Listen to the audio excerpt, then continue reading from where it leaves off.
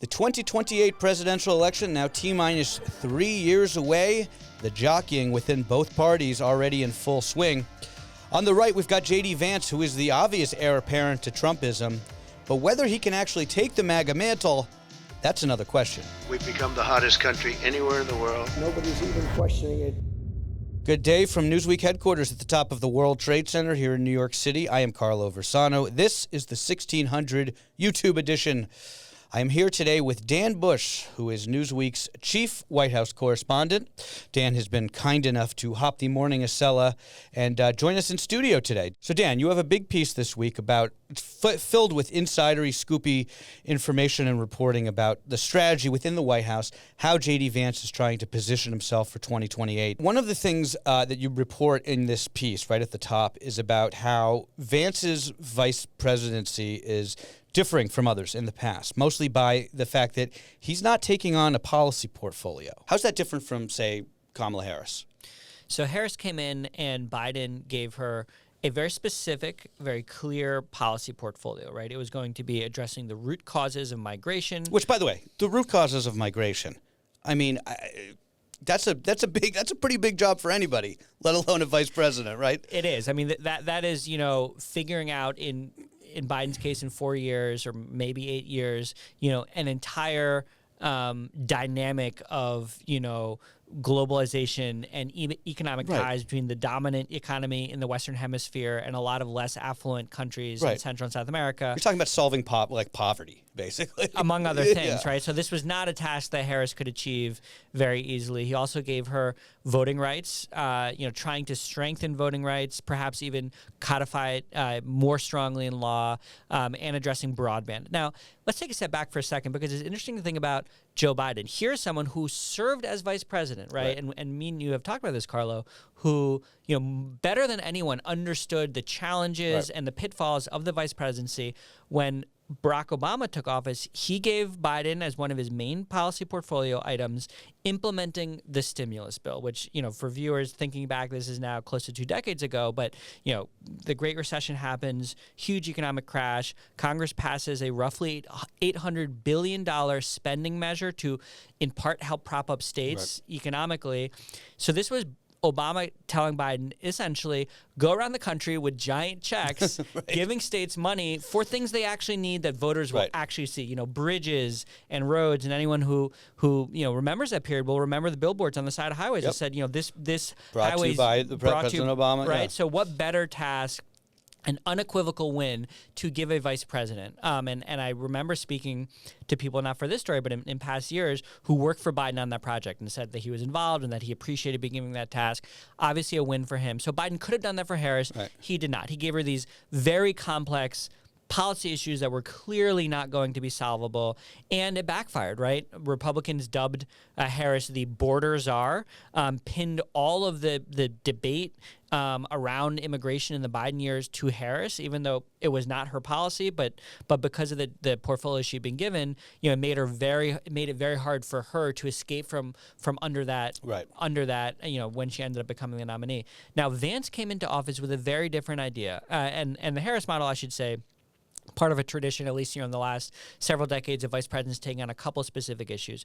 My reporting is that in the transition after Trump won the election, when Vance now was the vice president-elect, him and his team of advisors sat down and sort of, as they were mapping out what kind of a vice president Vance would be, said, let's not do that. We don't want to get tied to any one particular issue that essentially could come back and bite us. Why pigeonhole him? Right, as one source said, right? So instead of that, let's just focus on, being out there, being in the public eye, being a defender of Trump, because ultimately that's what voters are going to remember better. And I think, frankly, that it was a shrewd policy because at the end of the day, although not all Americans understand the intricacies of the way that the federal government works, there's a basic understanding that the vice president is not setting policy, right? They're not deciding, whether or not to levy a tariff or to, bomb another country. They're carrying out the mission of the boss.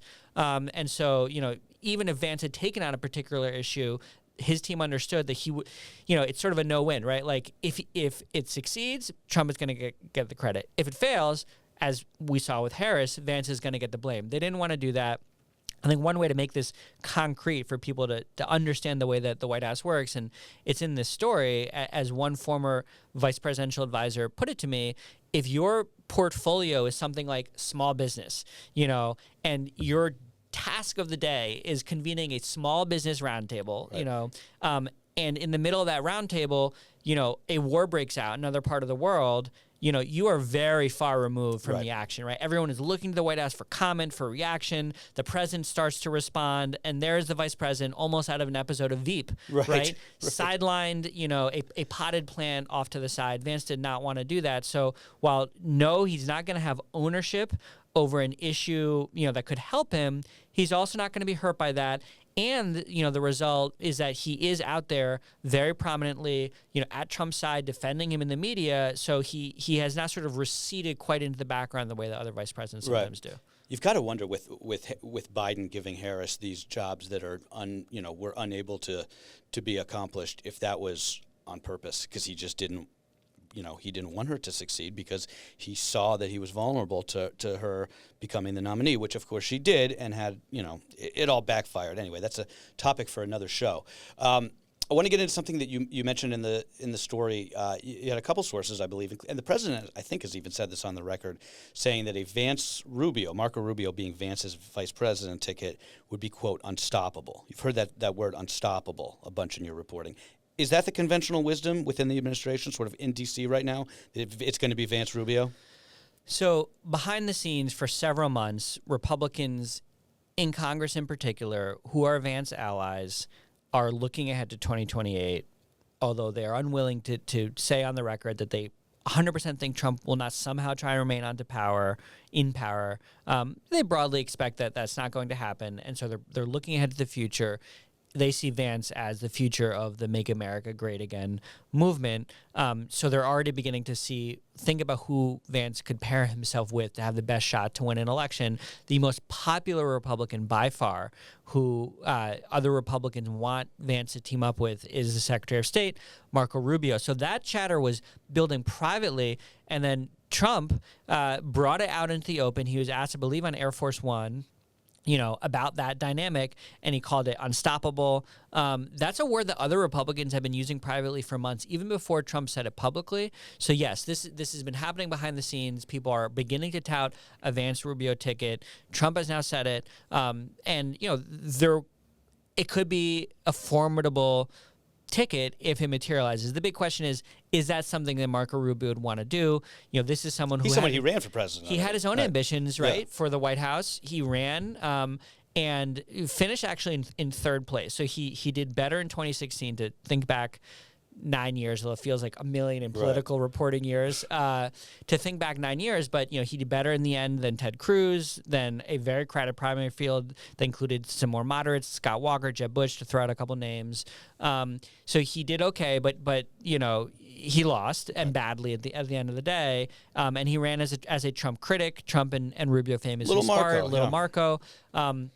Trump has an interesting pattern in both his private sector career and in his career in politics of teaming up with former rivals. This is not something that you see, especially in the political world, all that often. But Trump, again, both as a real estate developer and now as a politician, has often faced someone in court or in the court of public opinion on the campaign trail, been eviscerated by them. And Vance is a good example of that. Sure. And we'll talk about that too, because Vance was a fierce critic. So Vance is becoming the most prominent example of that.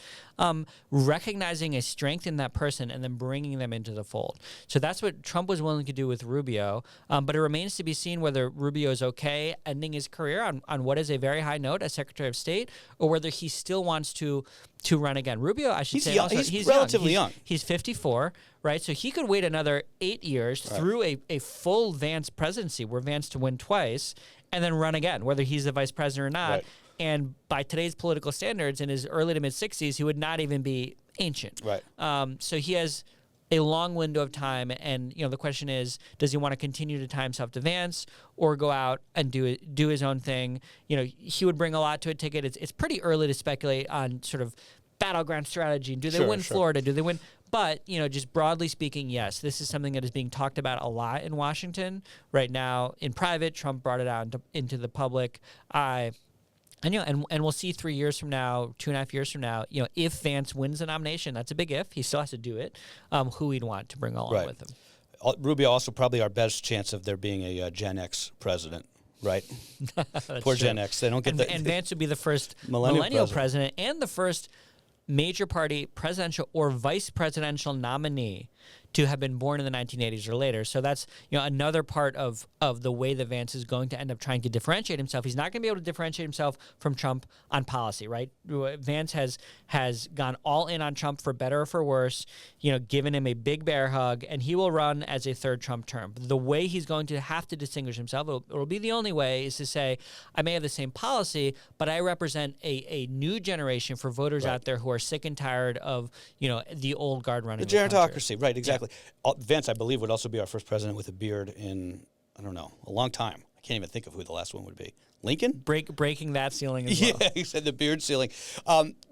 It's a great point about what you were saying about Vance being a continuation, because the thing about Vance to me is it's very hard to imagine him appealing to swing voters, to moderates, to independents, right? I mean, he's very conservative, right? He's probably more conservative than Donald Trump in a lot of ways, you could argue. Yes. By 2028, he's going to have years and years of, having been in this attack dog role, right? Defending the president, defending the MAGA movement. It's hard. Again, who knows what could happen, right? But it's going to be hard for me to imagine that he's going to have a lot of appeal to these sort of like low propensity voters or independent voters that in some cases, just end up determining our elections. He also doesn't have Trump's charisma, right? I mean, not a lot of people do. Trump is a very, like you said, he's a singular figure.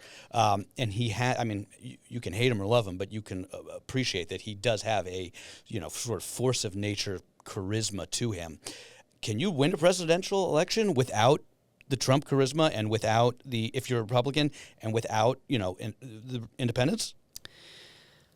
You make a very good point. So let's take this one by one. Let's focus first on sort of the coalition aspect of this, and then focus on the personality traits of the candidate themselves. So, if we think back to Trump's first run for office, just to sort of tee this up a little bit, the moment he won, a debate began, not just in Republican circles, but in Democratic circles and, in our political culture generally. Here was Trump was the only person to win a presidential election other than Dwight Eisenhower, who had never held office. He was the only person to have won who had never held office and never served in the military. Right.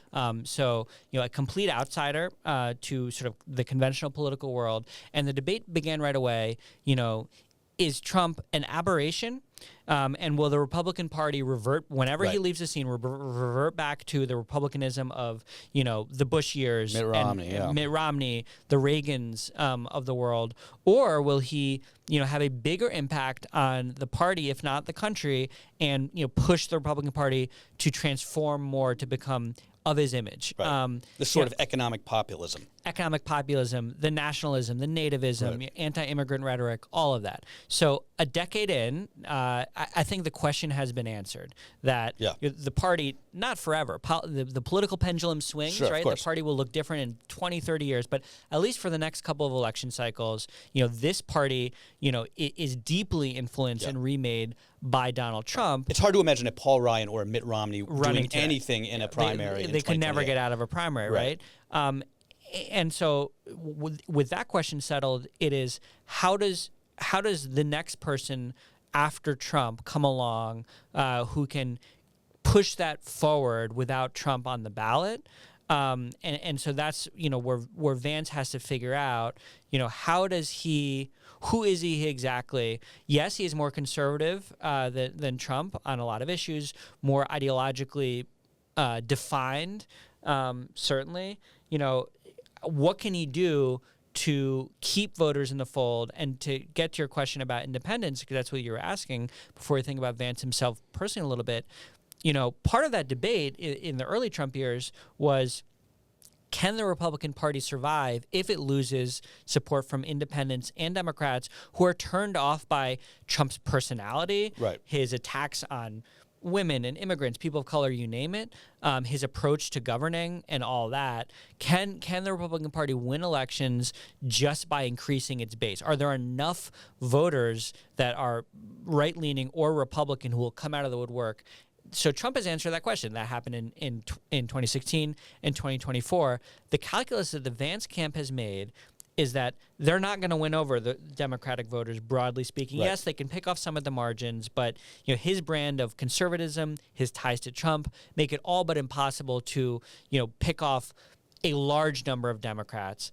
That likewise, independents who lean Democratic, and let's remember, with independent voters, political science data shows us very clearly that 90% of voters who are registered as independent and say they're independent always vote for the same party. Right. So these are not swing voters. Let's remember that. These are that's a good voters who, if they are going to vote, 9 times out of 10 they vote Republican or vote Democrat. What in the political class they call sort of soft Ds and soft Rs, right? So Vance also is outlining a strategy where he's probably not going to win over a lot of those soft D independent voters either. They are doubling down on MAGA. They are saying the way that we can win in 2028 is not by moderating away from Trump, which is what Republicans hoped the party would do at the beginning of Trump's rise to power.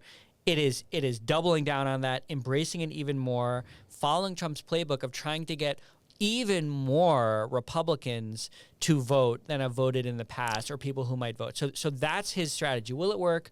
We don't know. Well, and this is the like you said, this is the question, right? Because as we saw this month in the off-year elections, I mean, you can argue that there's not that much to take from the elections that were in Virginia, New York City, New Jersey, but these were big margins, right? The Republicans got smoked in these races, and not just in those races. They got smoked in the utility board elections in Georgia. Right, up and down the ballot. Up and down the ballot.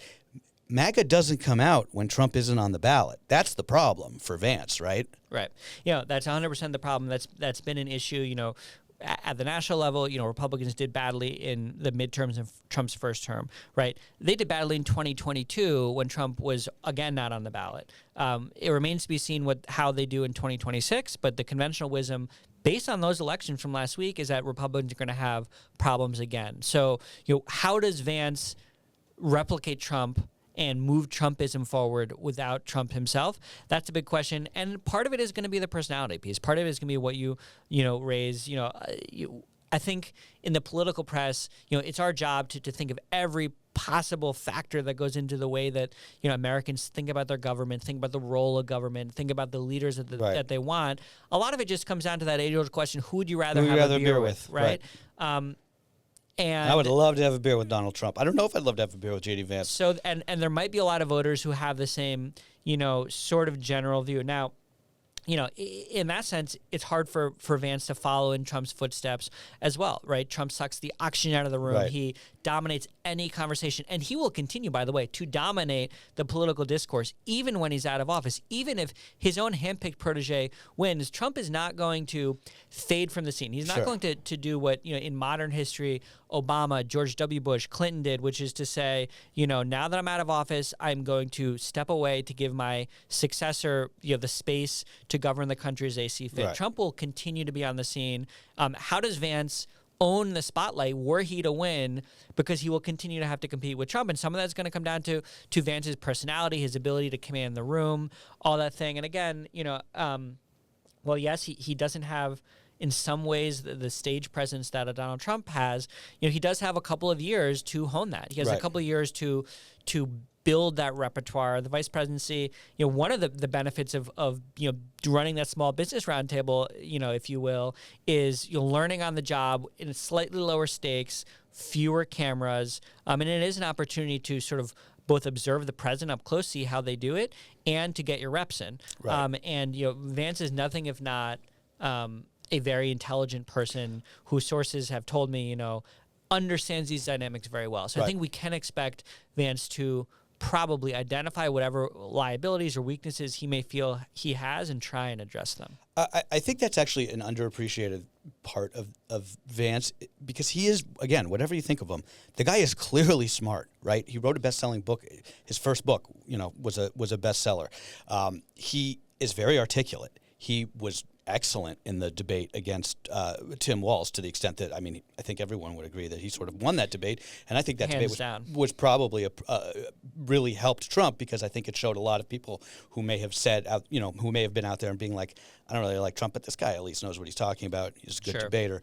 So he does have that going for him. And that's not always the case with vice presidents, right? They're not always that articulate or that sort of like well-versed.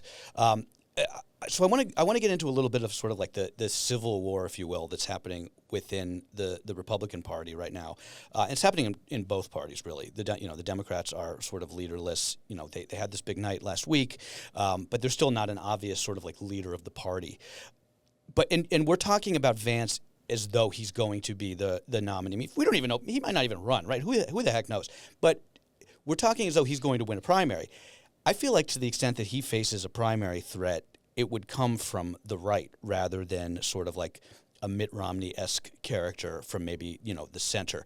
And you're seeing this sort of, again, this like civil war break out on the right between people like this guy Nick Fuentes, who is a legitimate anti-Semite, racist. He has a huge following, especially among young men. And then the more establishment wing, there's a more establishment wing of the party that may have dipped its toes into sort of like the economic populism of Trumpism, but they're still, they're supportive of our relationship with Israel, with which Fuentes and his Groyper army, as they're called, most definitely aren't. They have other sort of like establishment positions. Where does Vance fall in that?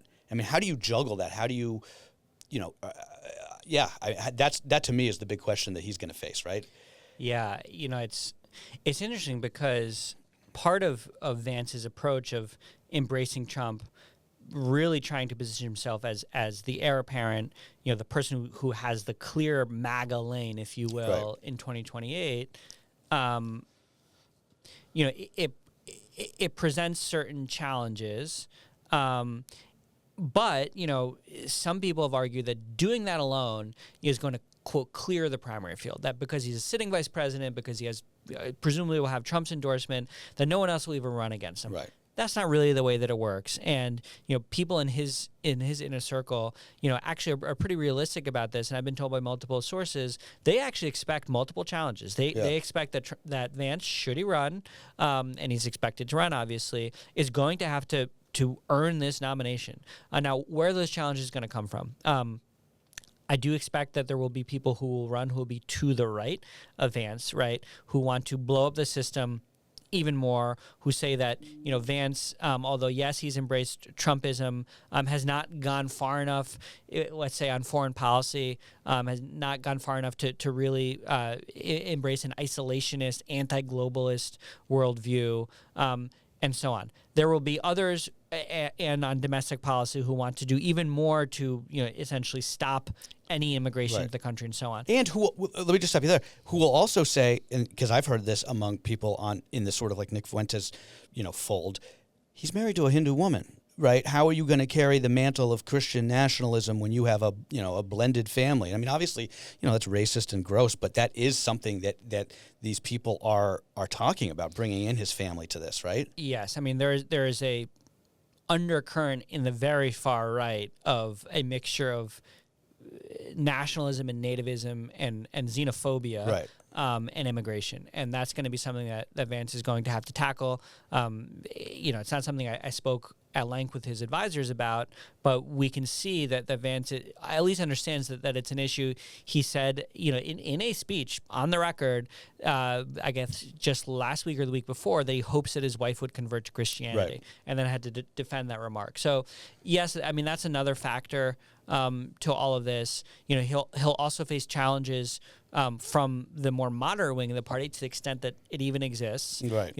Someone will likely pop out of the woodwork, either from Congress or from elsewhere, who will say, again, to that conversation we were having a minute ago about where the direction of the party would go, who will say, let's pull back a little bit from the Trump years. This is something that Vance is going to have to navigate. If he were to somehow magically clear the primary field and no one would run against him, that would be an anomaly, right? You think back to the 2000 Democratic primary when Gore ran as the sitting vice president. And other examples where Lieberman ran. Did Lieberman run against him in that? And then and then ended up being his running mate. Right. So other examples abound. Biden, had he run in 2016 at the end of the Obama years, would have surely had to run against Clinton, right? And Bernie Sanders and others would not have backed down. So that is the norm, not the exception. That's probably going to happen to Vance. And how does he fall on all this? Interesting thing about him, going back to the portfolio issue too, is we don't know exactly where Vance stands in all these things. Right. He's had a very limited career, actually, in public life. He only served in the Senate for 2 years. That's a good point. Right.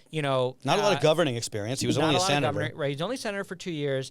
And of those 2 years, he was sworn in January 2023. And by July, he was the VP nominee and campaigning full time. So in effect, you want to factor it as a former Hill reporter, I'll say Congress also has off in the summer, right? So he was in effect, right. A sitting member of the Senate, focused on that job for barely a year and a half. So he doesn't have a big track record, but he does have a track record. When he was in the Senate, for example, he expressed, significant opposition and skepticism of the U.S. continuing to aid Ukraine, and more broadly of the idea that the United States should play a prominent role in defending democracy, subsidizing security for Europe, and so on. And he's taken some prominent positions on immigration and a few other issues, but it's not a long record. Right. And, in office, he is now suddenly backing all of Trump's policy positions. That is the job of the vice president. You don't create the policy, you defend it. So in that sense, he's not different. But what a lot of people are wondering is, what does he really stand for? And that'll come out in 2028. And let's not forget, again, this is someone who in 2016 Vance described himself as a quote never Trump guy. Called him a Nazi. He said in a private message he wondered whether Trump could be quote America's Hitler. Right. And what a lot of people wonder, and I heard from a lot of sources, inside at the highest levels of the Republican Party is Vance still that person? Right. Did he really believe that? Or did he do what he claims he did, which is, have a 180 on Trump? Trump comes into office, he realizes he was wrong, but he's been critical of Trump in the past. Now he is his number one lieutenant. And I do think that will be an issue that he'll have to address in one way, shape, or form. Is his word bond? Can he be trusted by voters if in 2028 he takes XYZ policy positions when he's running? I think that's going to be his biggest, because I've seen this and I've heard it even among my friends who are MAGA or MAGA curious, that I just don't trust this guy. He's obviously Democrats think he's Machiavelli in training, but even people on the right are just like, this is a marriage of convenience. He's not who he says he is. So I agree with you on that. I know you got to get back down to D.C. So I want to wrap us up, but I do want to ask you. I guess it's not. It's more of a comment. I just want to hear your thoughts on it, because to me it's going to come down to, as it always does, the polling, right? Trump's popularity in a couple years. There's a new CNN poll, I believe, that has him at 37%, right? We are seeing him test his polling floor right now. I think there's a few things going on with that. It's the aftermath of the off-year elections. It's the shutdown, which is now resolving itself, so that may help him. I think the demolition of the east wing of the White House actually is an underappreciated part of his polling decline right now. But if he falls much further than that and stays there, I don't know how if you're Vance, how do you differentiate yourself without risking anger? Trump demands fealty, right? So how do you serve two masters there if you have a boss who is deeply unpopular? If you're polling in the mid-30s, you're getting there. That's pretty unpopular, right? I believe George Bush left office with high 20s. High 20s, right? And that was the record low mark. That was the record low. Yeah. So that's really hard, right? And we saw Harris struggle with that last year, right? Ultimately, Biden was super unpopular. You're judged by your boss, right? Biden was unpopular. Some, not all, but some of his policies were unpopular too, and that was just a difficult task for Harris, was to run, essentially on Biden's record. And she was famously asked, I think it was on The View, what she would do different from Biden, and she struggled to answer. And that moment went viral because it did crystallize the fact that she wasn't going to be all that different policy-wise. Nothing comes to mind. Nothing comes to mind because she was broadly aligned with Biden. Vance is definitely aligned with Trump on all the big ticket things, so how does he deal with that? That's the big question. And the polling is going to be important, right? It's interesting to think about Trump's polling over the years because his high water mark has never been above 50%. No.